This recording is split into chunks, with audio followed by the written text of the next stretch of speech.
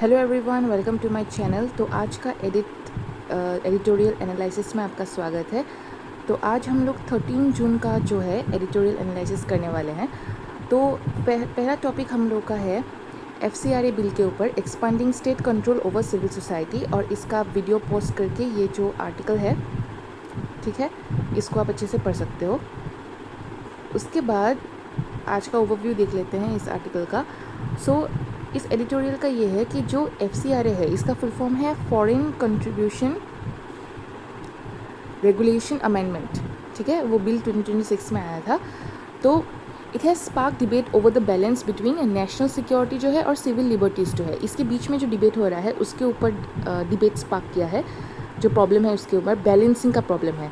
तो building upon the stringent 2020 amendments जो हुआ था, the bill proposes wider executive powers over NGOs, charitable trust, ठीक है, educational institutions and religious organisations जो है रिसीविंग फॉरेन कंट्रीब्यूशंस, ठीक है। इसको अगर अच्छे से देखोगे तो जितने भी हमारे चैरिटेबल ट्रस्ट है, एजुकेशनल इंस्टीट्यूशन है, रिलीजियस ऑर्गेनाइजेशंस जो है, वो सारे क्या रिसीव कर रहे थे, लाइक फॉरेन कंट्रीब्यूशंस कर रहे थे।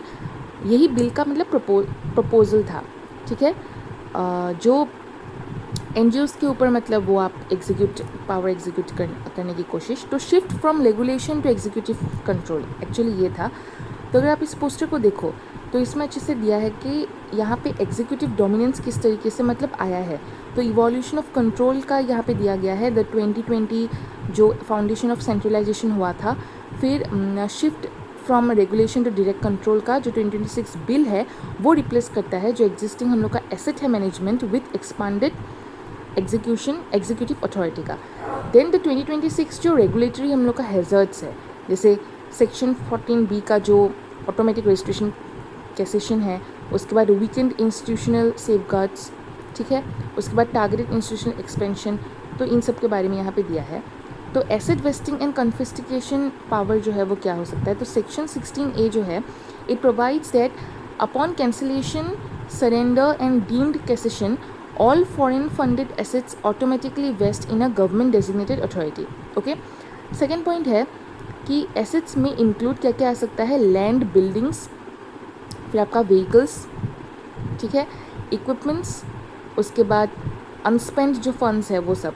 तो प्रोविजनल जो वेस्टिंग है और परमानेंट वेस्टिंग, ये दोनों ही होगा can occur without prior judicial review and independent adjudication. मतलब जैसे ही वो बोलेगा ऑर्गेनाइजेशन कि हमको प्रोविजनल वेस्टिंग चाहिए या परमानेंट वेस्टिंग चाहिए, तो विदाउट जुडिशियल रिव्यू, कोर्ट का, लॉयर का, मतलब लॉ का, इसमें कोई भी आपका जो है इंटरफेरेंस नहीं होगा, डायरेक्टली उनको मिल जाएगा। तो it can occur directly without judicial review.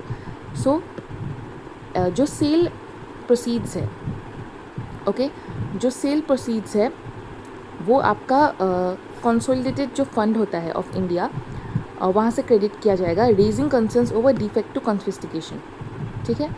तो impact on civil society and welfare delivery क्या है, इसमें क्या होगा, तो NGO जो है वो बहुत ही हम लोग का एक मेजर रोल प्ले करता है एजुकेशन के मामले में, health, tribal welfare, skill development, nutrition, community services, ठीक है, इन सब के ऊपर। अभी cancellation of licences could disrupt school, hospital, orphanages and charitable institution. मतलब ये बोल रहा है कि NGOs जो है उनका लाइसेंस सारे रद्द किए जाएंगे और वो डायरेक्टली जो है, ये FCRA जो बनाया गया है ये एक एग्जीक्यूटिव डोमिनेंस रखेगा, ठीक है, इसको बिल बना दिया है। तो ये जो है डायरेक्टली बाकी जो NGO का काम था वही ये लोग करेंगे। मतलब अगर हम लोग इस लाइन को अच्छे से अगर देखें, इसको अगर अच्छे से देखो तो यहाँ पे अच्छे से दिया है, The bill incorporates wider executive powers over NGOs, ठीक है, जो इंक्लूड करेगा आपका चैरिटेबल ट्रस्ट, एजुकेशनल इंस्टीट्यूशन, यहाँ तक कि religious organisation and receiving foreign contribution. जो NGOs कर रहे थे वही अब ये बिल में लाया जाएगा। तो ये बिल जो है एग्जीक्यूटिव पावर्स को ले लेगा फ्रॉम NGOs, यही इसको बताया गया है।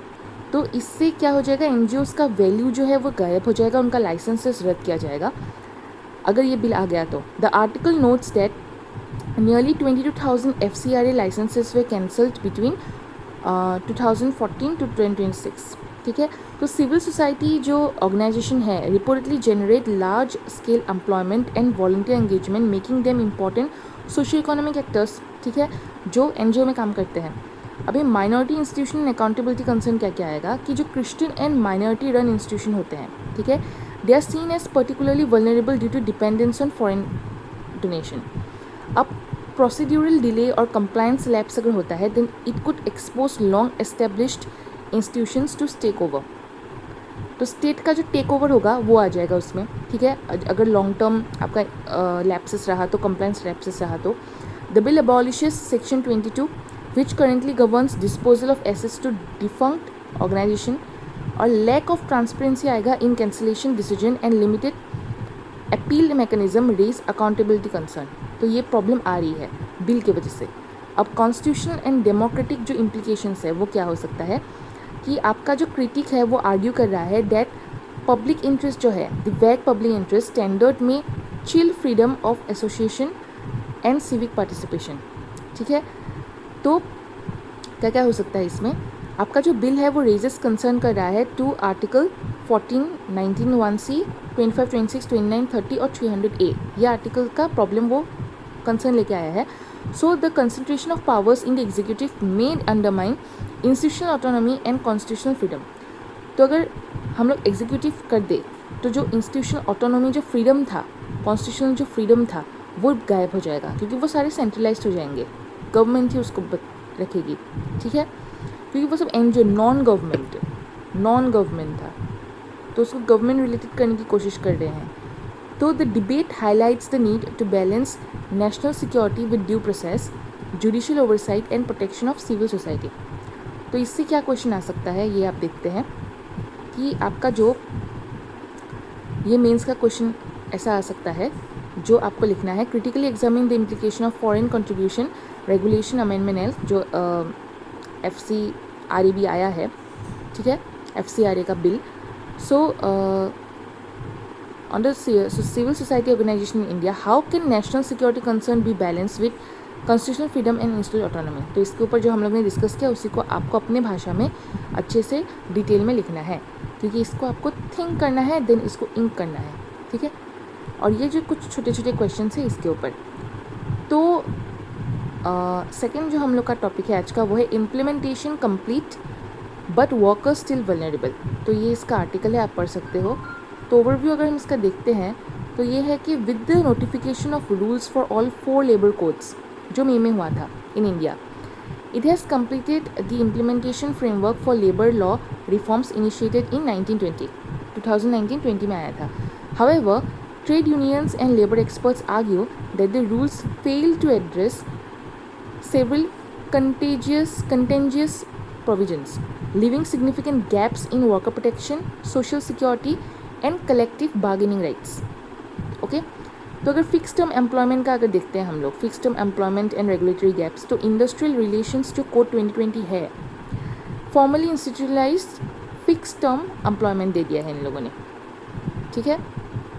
इसको अगर आप अच्छे से देखो तो इंडस्ट्रियल जो रिलेशन कोड है इसने क्या कर दिया है, फिक्स टर्म एम्प्लॉयमेंट दे दिया है। Neither the code nor the rules prescribe minimum tenure for FTE workers, no limit exist in the number of contract renewals, ठीक है, इनेबलिंग प्रोलॉन्ग एम्प्लॉयमेंट सिक्योरिटी। अभी जो रेगुलर जॉब्स है ये it may increasingly be converted into renewable FTE position, तो regular jobs को FTE position में convert हो जाएगा। Rules are missed an opportunity to introduce safeguard such as minimum tenure and cap renewals.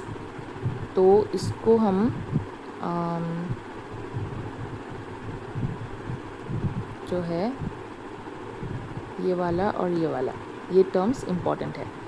तो rules जो है वो मिस हो रहा है, missed an opportunity introduce safeguards, तो ये दोनों जो है मिनिमम टेन्योर और ये तरफ केप रिन्यूअल्स, ये इस तरीके का रूल्स उन लोगों ने नहीं बताया है, वही बताया यहाँ पे बोला गया है एडिटोरियल में। तो हम लोग अगर कंसर्न्स देखते हैं वेज डिटर्मिनेशन का, तो कोड ऑफ वेज रूल्स है, ठीक है, जो प्रोवाइड करता है ओनली अ वैग डेफिनेशन ऑफ फ्लोर वेज। फिर है no detail framework of centre state consultation on wage fixation. फिर absence of clear principle for determining minimum wages में perpetuate arbitrariness. Existing methodology continues to treat a 4-member family or as a as 3 consumption units. 4-member family को 3 consumption unit मानते हैं, embedding gender bias. तो adult female जो है उसका weightage 0.8 versus 1 for adult male, इसमें gender bias हो गया. Hourly wages are derive simply by dividing daily wages by 8 ignoring realities of part time and domestic gig work. ठीक है, तो इस पोस्टर से आपको पता चल जाएगा कि security gap gig workers and social security code का क्या है, स्ट्रक्चरल इनविजिबिलिटी है, लीगल ग्रे एरिया कहाँ कहाँ है, राइजिंग सिग्निफिकेंस ऑफ ओमिशंस, और यहाँ पे इम्प्लीमेंटेशन फेलियर कौन कौन सा आ रहा है ये दोनों में.